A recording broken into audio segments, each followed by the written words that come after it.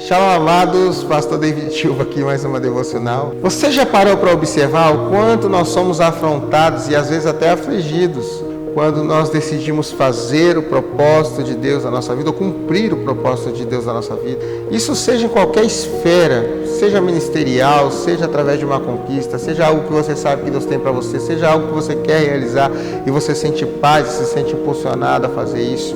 Pois é, quando nós nos levantamos a fazer isso, parece que existe algum levante pessoal, no universo, enfim, como você quiser chamar, que conspira para que isso nos impeça de prosseguir. E eu encontrei no livro de 2 de Coríntios, no capítulo 4, lá no versículo 8 em diante, vai dizer assim, de todos os lados nós somos pressionados, mas não desanimados, ficamos perplexos, mas não desamparados, somos perseguidos, mas não abandonados, abatidos, mas não destruídos.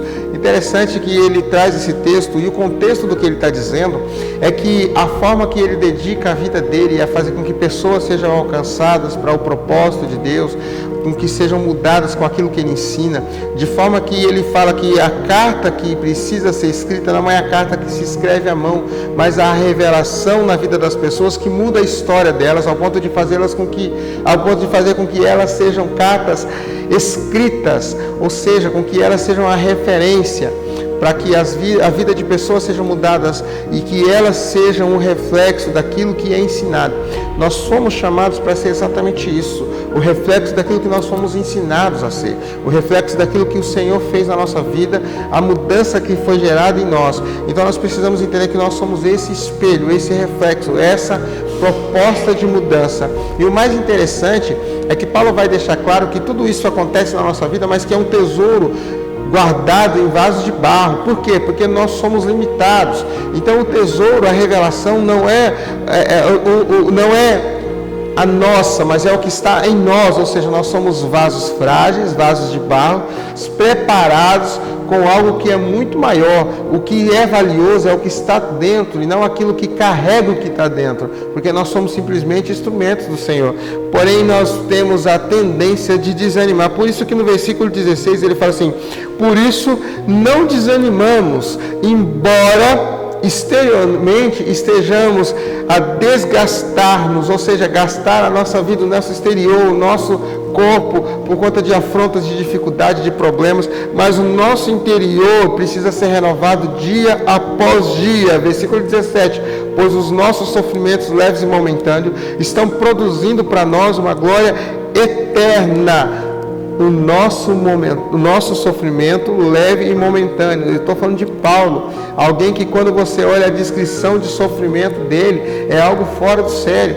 Nós nunca fomos, eu acredito que nós não fomos tão afligidos como Paulo foi na sua vida. E eu não vou falar nessa devoção aqui, porque senão a gente vai acabar alongando muito tempo. Mas tenta saber aí quais foram os sofrimentos que Paulo passou na vida. Ele foi açoitado por várias vezes, ele foi apedrejado, sofreu naufrágio, foi mordido por cobra.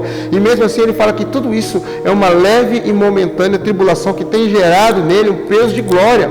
E o mais interessante é que ele fala que tudo isso tem gerado um peso de glória para dias de glória futura. E ele ainda fala assim, nós precisamos olhar para aquilo que é invisível. Olhar para aquilo que é invisível, fixar os olhos naquilo que é invisível, ou seja, naquilo que é eterno, porque aquilo que é visível é perecível. Tudo aquilo que nós vemos aqui nessa terra vai passar, mas aquilo que nos é prometido, que é gerado através da fé, que nós acreditamos e temos uma revelação pessoal que vai acontecer, ou aonde vamos chegar, isso é eterno. É isso que faz toda a diferença, porque quando nós nos preocupamos com aquilo que não é daqui, nós conseguimos avançar no propósito também que não é para cá, porque nós fomos gerados para um propósito muito maior, um propósito de viver eternamente com Cristo, e nós vamos alcançar isso e levar uma multidão conosco, se nós entendermos que a nossa vida foi feita para isso, que nós nascemos para gerar mudança na vida das pessoas, que nós somos as cartas escritas que vão estimular pessoas a também serem essa carta escrita. As nossas atitudes, o nosso dia a dia, a nossa força, a nossa velocidade, o nosso empenho é o que vai fazer com que pessoas acreditem que também são capazes. Por isso, invista em você, acredite em você, tenha fé em você, porque só assim você pode gerar isso na vida de outras pessoas. Deus abençoe sua vida. Shalom.